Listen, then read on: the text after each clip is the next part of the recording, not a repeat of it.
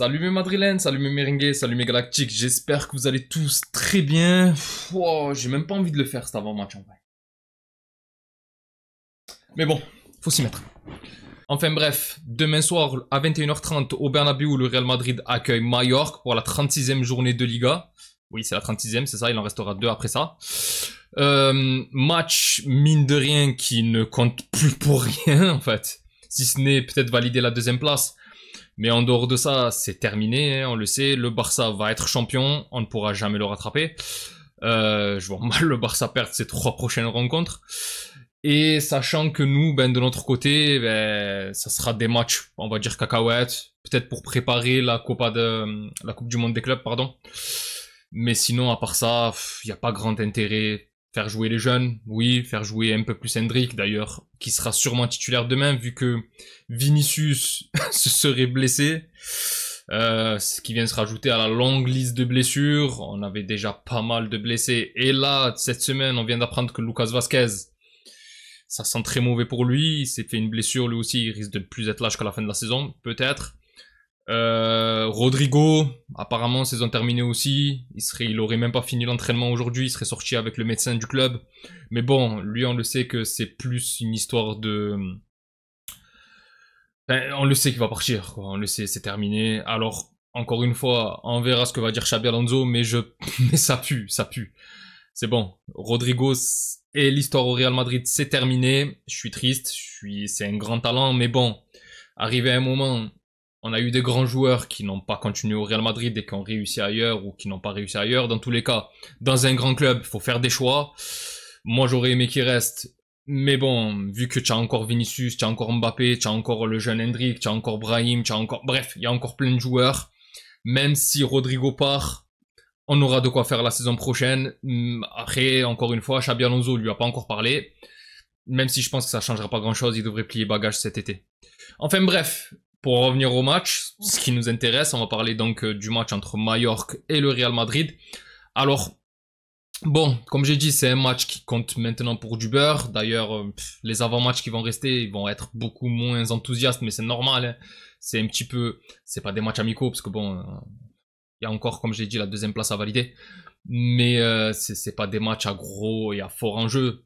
Enfin, de notre côté en tout cas, parce que côté Mallorca, mine de rien, comme on va le voir, eux, ils sont 9e du classement, donc ils ont encore une place à aller chercher, une place européenne à aller chercher, que ça soit en Europa League ou en Europa League Conference, ou en Conference League, je sais même plus comment on dit. Et du coup, faut s'attendre quand même à une équipe qui va nous rentrer dedans demain, même si je vais me répéter, mais c'est vrai que avec tous les blessures qu'on a, on va avoir des jeunes qui vont sûrement avoir les crocs, montrer qu'ils vont vouloir être présents. Donc j'ai quand même envie de voir le match. J'ai envie de voir si Güler va être sur la continuité en oubliant le match face au Barça qui a été totalement raté de la part du Turc. Hendrik devrait être titulaire en l'absence de Vinicius et de Rodrigo. Donc j'ai bien envie de voir ce que ça va donner aussi pour le jeune Brésilien qui n'a pas beaucoup joué cette année et qui mine de rien a fait d'assez bonnes choses quand il avait sa chance. Donc je pense que demain il va quand même être assez dangereux. Sinon, côté classement, comme j'ai dit, Mallorca, 9e, qui va chercher à tout prix à aller accrocher l'Europe. Même si, contrairement au moment où on les a joués en Supercoupe d'Espagne, ils sont sur une dynamique un peu plus compliquée. Alors, ça reste supérieur à la saison dernière, hein, comme je l'avais dit lors de l'avant-match de Supercoupe d'Espagne.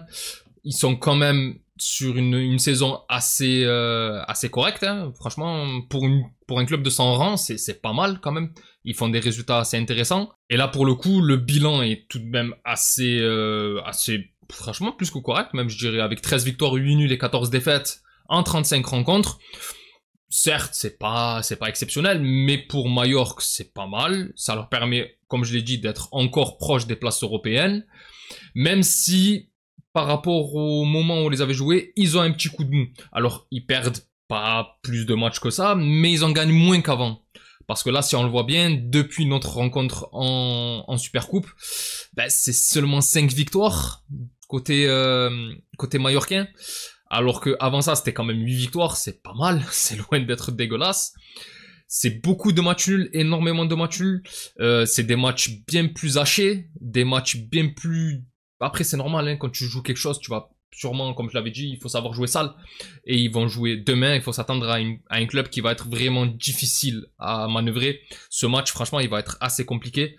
On a bien vu, par exemple, contre Barcelone, même s'ils se sont fait dominer, mine de rien, ils perdent que 1-0. Contre nous, je maintiens le fait que, alors, oui, on a gagné 3-0 en coupe. En début d'année, ils nous a encroché un partout. Bon, c'était encore le début d'année, ça comptait pas et tout. Mais bon, en coupe, même si tu gagnes 3-0, moi sur l'ensemble du match, alors il est assez maîtrisé, mais c'est pas non plus flamboyant, hein, c'est pas un jeu incroyable, ils nous ont pas non plus, comment dire, c'était pas non plus, ils ont pas joué non plus le bus. En première période, alors oui, en première période, ils ont joué un petit peu bloc bas, mais heureusement qu'on avait un Bellingham qui était incroyable sur ce match-là. Mais en deuxième période, je trouve que ils auraient pu revenir dans la rencontre, sachant qu'en plus, on avait Tchouaméni à ce moment-là qui était pas terrible défensivement. Et que Ancelotti forcé à mettre en défense centrale, qui avait fait pas mal de bourdes, qui aurait pu coûter très cher. Heureusement que devant, ça ratait pas trop mal côté mallorquin. Sinon, encore une fois, comme je l'ai dit, c'est pas un match qui va compter vraiment que tu le gagnes ou que tu fasses match nul. Bon, même si l'Atlético reste derrière et ils vont nous accrocher, mais bon, tu restes le Real Madrid, normalement les 3 matchs qui te restent, tu dois pouvoir les gagner, il n'y a pas à chipoter là-dessus, que ça soit Mallorca, Séville ou la Sociedad, il me semble, le dernier match je crois que c'est contre la Real Sociedad, et là pour le coup il va falloir gagner. Alors maintenant on va en arriver sur la partie compo, comme je vous ai dit il y a pas mal de blessés, il y en a encore plus maintenant, de toute façon cette saison elle se termine mais en roue libre, sachant que au-delà des blessures on a Tchouaméni, qui tient assez bien la baraque désormais défensivement, qui a repris la confiance en passant par le milieu, qui est suspendu pour cette rencontre pour accumulation de cartons. Donc tu vas jouer soit avec Jacobo, qui a été minable à chaque fois qu'il a joué, soit avec Vallejo, qui n'est pas mieux, qui n'est pas meilleur, franchement, il faut dire les termes, donc ça risque d'être assez compliqué. Sinon, forcément, en l'absence de Vasquez, ça sera Valverde qui jouera latéral droit, Fran Garcia à gauche. Bon, il n'y aura pas de grands changements ou de grandes révolutions, si ce n'est en défense centrale, comme j'ai dit à côté d'Asensio, on devrait avoir soit Jacobo, soit Vallejo. Du coup, pour le 11 de demain, on devrait partir avec Courtois dans les buts. La défense centrale, Jacobo Asensio ou Vallejo Asensio, maintenant vous l'avez compris. À gauche, Fran Garcia, puisqu'il n'y a pas de remplaçant. Et à droite, Valverde, puisqu'il n'y a pas d'autre choix, même si on peut faire jouer un jeune de la Castilla. Mais bon, je pense pas. Je pense que pour un match comme ça, Valverde devrait être titulaire en latéral droit. Au milieu de terrain, on devrait avoir Ceballos, Modric et Güler qui devraient enchaîner, ainsi que Bellingham.